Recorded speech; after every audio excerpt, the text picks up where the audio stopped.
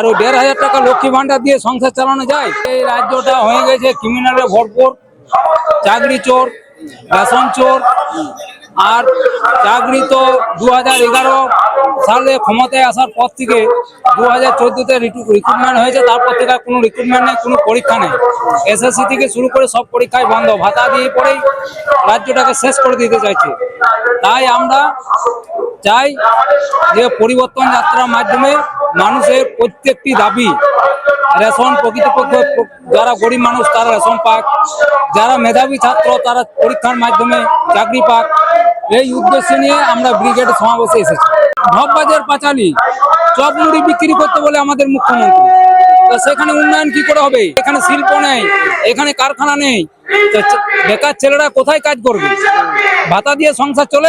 আজকের দিনে একটা পরিবারে মিনিমাম 20 থেকে 25,000 টাকা ইনকাম যদি থাকে, সেই পরিবারটা মোটামুটি ভাবে খেয়ে পড়ে বাঁচতে পারবে। সেইখানে ১,৫০০ টাকা ভাতা আর ওই ১,৫০০ টাকা লক্ষ্মী ভান্ডার দিয়ে সংসার চালানো যায়?